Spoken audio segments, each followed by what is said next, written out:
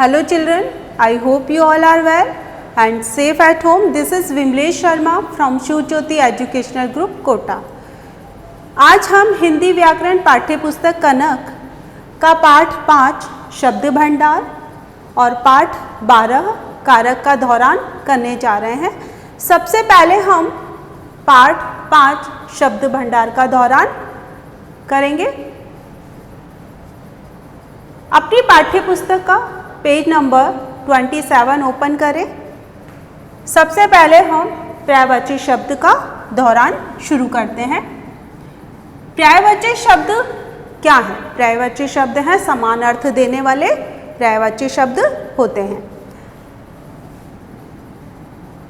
आकाश का पर्यायवाची शब्द क्या है? छोटी कक्षाओं से हम आकाश के पर्यायवाची याद करते आ रहे हैं। आकाश, आकाश का है नभ, गगन, अंबर। ये इसके समान अर्थ देने वाले शब्द हैं। समानार्थी शब्द भी कहते हैं। नभ, गगन और अंबर, यह हमारे आकाश के पर्यायवाची शब्द हैं, समानार्थी शब्द हैं, समान अर्थ देने वाले हैं। अब हम जानेंगे दूसरे पर्यायवाची शब्द के बारे में। आग, आग के समानार्थी शब्द हैं अग्नि, समान अर्थ दे रहे हैं, पावक और अनल,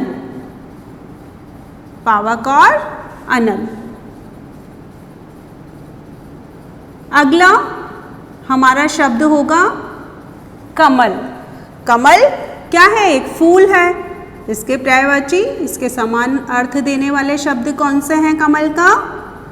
नीरज, पंकज और अरविंद। नीरज, पंकज और अरविंद, ये इसके समान अर्थ देने वाले शब्द हैं। अरविंद।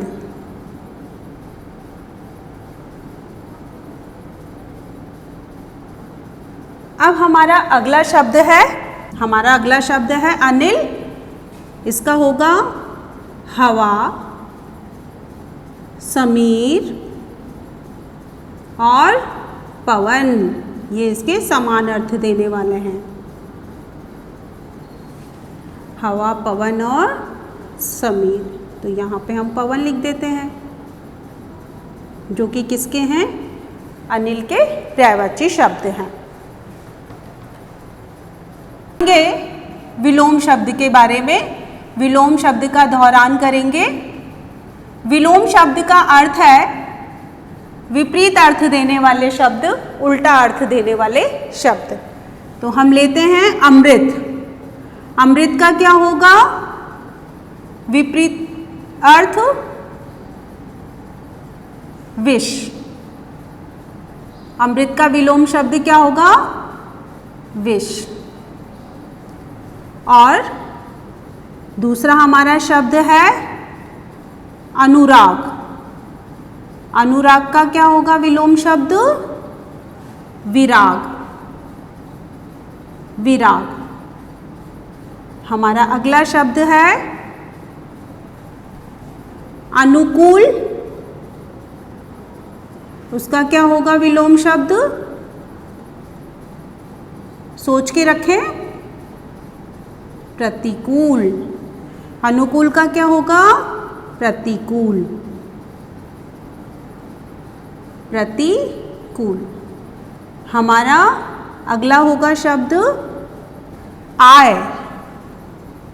आय का सोच के रखें। आय का विलोम शब्द क्या होगा? व्यय। व्यय। आय का विलोम शब्द है व्यय। तो बच्चों, हमने विलोम शब्द के बारे में जाना। अब हम जानेंगे अनेकार्थक शब्द के बारे में। अनेकार्थक शब्द क्या होते हैं? जैसे कि हमारे शब्द से ही पता चल रहा है, अनेक यानी बहुत सारे और अर्थ यानी उसका मतलब। तो अनेक अर्थ देने वाले शब्द अनेकार्थक शब्द होते हैं, अनेकार्थक शब्द।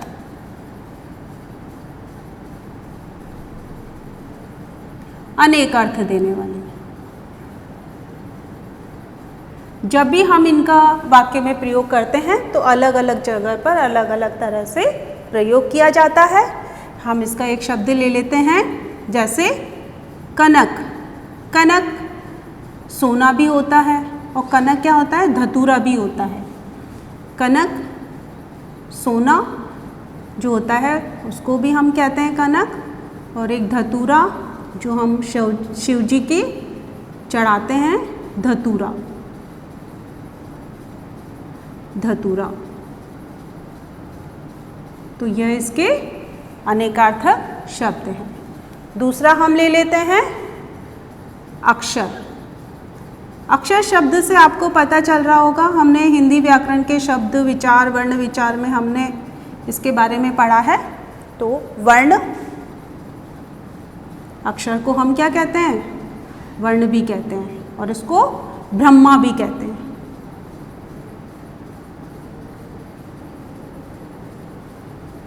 क्या कहते हैं इसको, ब्रह्मा। अगला शब्द है अर्थ।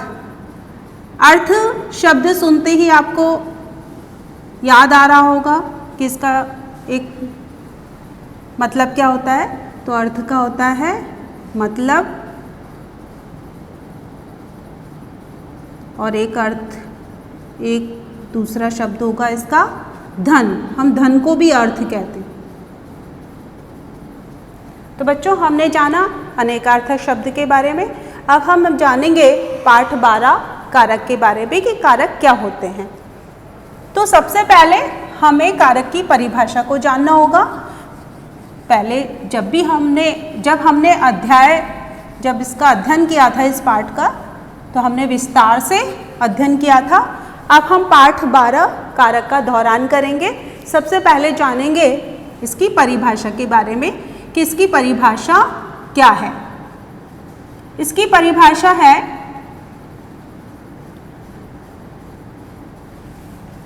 संज्ञा और सर्वनाम के जिस रूप से क्रिया शब्द का और वाक्य के अन्य जो पद हैं, अन्य जो शब्द है, उससे उसका संबंध जाना जाता है, उसको हम क्या कहते हैं, कारक कहते हैं।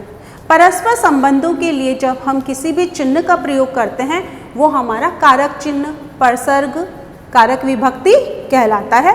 हमारे कारक 8 हैं। सबसे पहले हम जिसकी चर्चा करेंगे वो है कर्ता कारक। कर्ता कारक बच्चों, कर्ता जो काम करता है उसे हम कर्ता कारक कहते हैं।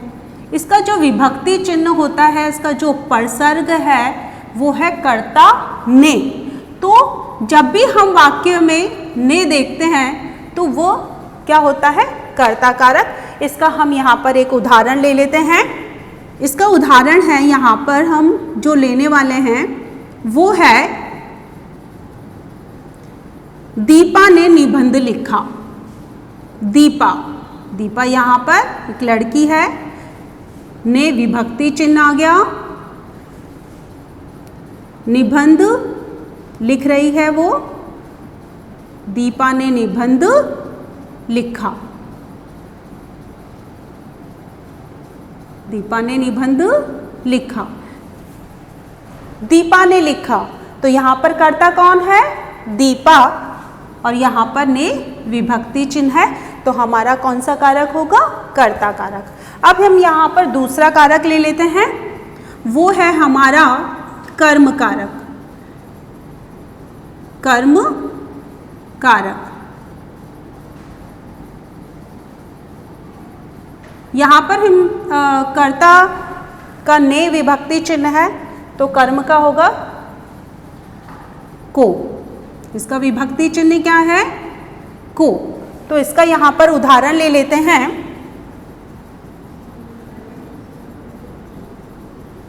माँ ने बालक को कहानी सुनाई। बालक को कहानी सुनाई। कहानी सुनाई।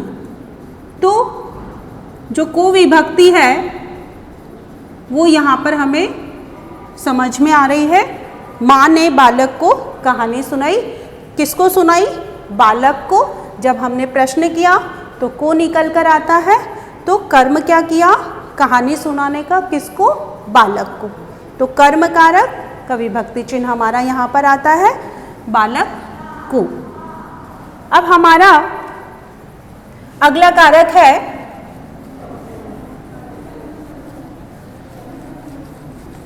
करण कारक। कौन सा कारक जानेंगे अब हम? करण कारक के बारे में कि करण कारक क्या होता है। करण कारक हमारा तीसरा कारक है करण। इसका विभक्ति चिन्ह है से और के द्वारा इसका विभक्ति चिन्ह है। के द्वारा जब भी किसी के द्वारा काम किया जाता है या किसी की सहायता से काम किया जाता है तो हमारा कौन सा कारक होता है? करण कारक। इसका उदाहरण जान लेते हैं। इसका उदाहरण है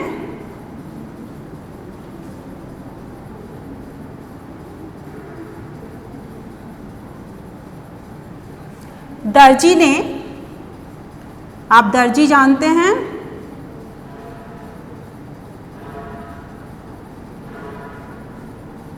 ने सुई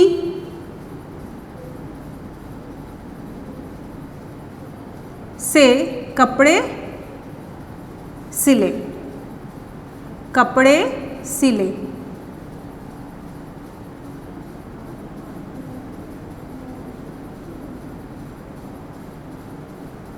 तो किसकी सहायता ली?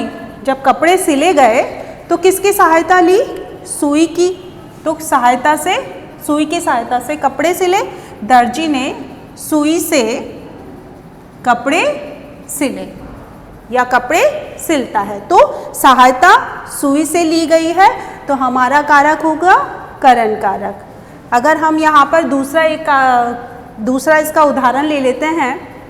सपेरा बीन के द्वारा सांप को नचाता है, तो हमारा के द्वारा आ गया। और जब उसको सांप को नचाना है तो उसने सहायता ली बीन की, तो के द्वारा का हमारा यह वाक्य हो गया। हमारा अगला है संप्रदान कारक।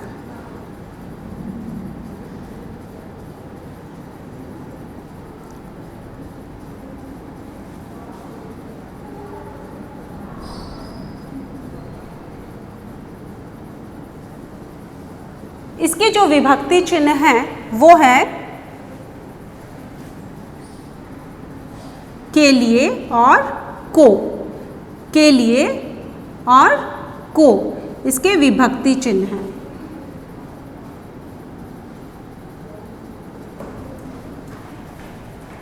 इसका है कि जिसके लिए हम कोई कार्य करते हैं तो वो होता है संप्रदान कारक। इसके उदाहरण है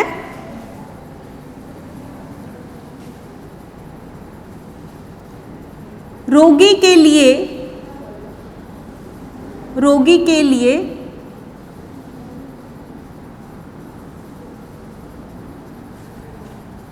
दवा लाओ। रोगी जो बीमार होता है, रोगी के लिए दवा लाओ। तो किसके लिए काम किया गया है? दवा किसके लिए लाई गई है? रोगी के लिए। तो रोगी के लिए दवा लाओ, तो यहाँ पर हमारा विभक्ति चिन्ह आया के लिए। को भिखारी को कंबल दो, देने का भाव जब होता है तो हमारा संप्रदान कारक होता है, और जिसके लिए काम किया जाता है वो भी हमारा संप्रदान कारक होता है। तो भिखारी को कंबल दो, तो हमारा को विभक्ति आ गया, देने का भाव आ गया, तो हमारा होगा संप्रदान कारक। तो बच्चों अब हम जानेंगे हमारे अगले कारक के बारे में, अपादान कारक। अपादान कारक अपादान कारक के विभक्ति चिन्ह क्या हैं? वो हैं से अलग होना।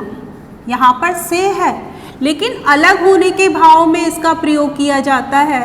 जब कोई चीज़ किसी से अलग होती है तो उस रूप में हम अपादान कारक का प्रयोग करते हैं अलग होने पर।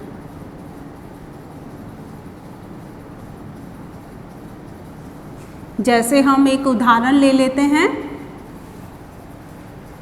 बालक। हाँ, अपादान कारक से अलग होने के भाव पे तो प्रयोग किया ही जाता है, लेकिन जहाँ पर डर, प्रेम, घृणा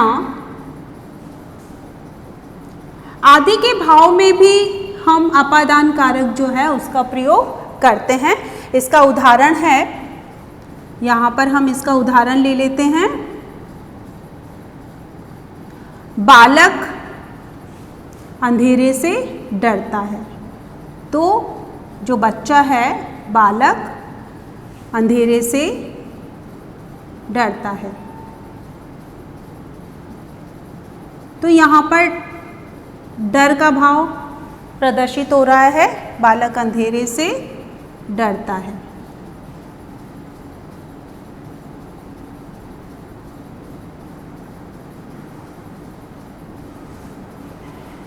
यहाँ पर से आ रहा है और डर रहा है, तो डर का भाव, प्रेम का भाव, घृणा का भाव जहाँ पे प्रदर्शित होता है वहाँ पर हमारा कौन सा कारक होता है?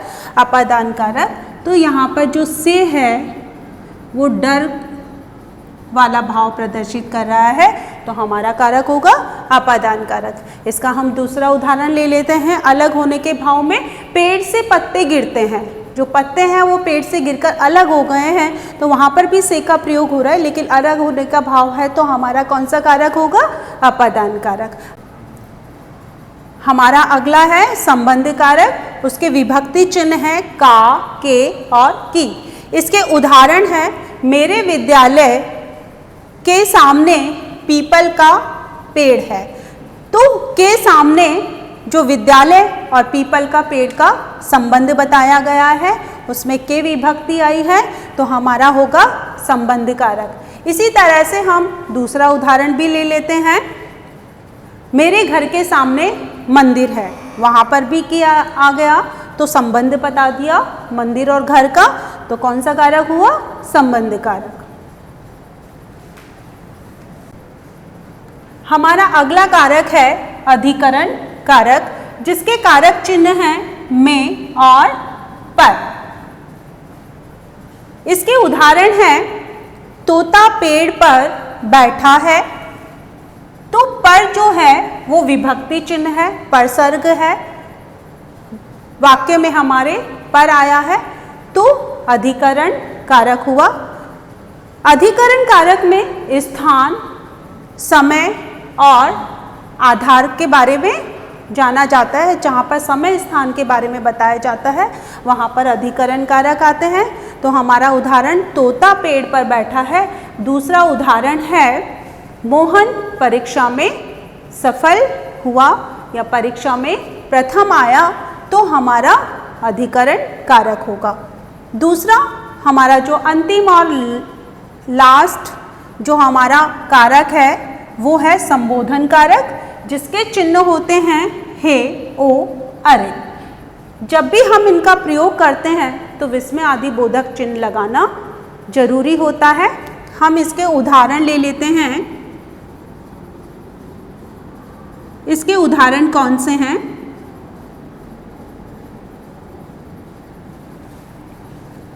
इसका उदाहरण है, अरे ईशान, अरे ईशान इधर आओ। तो हम ईशान को संबोधित कर रहे हैं। अरे ईशान हमारा विस्मय आदि बोधक चिन्ह होगा। इधर आओ, हम उसको इधर आने के लिए बोल रहे हैं, इधर आओ।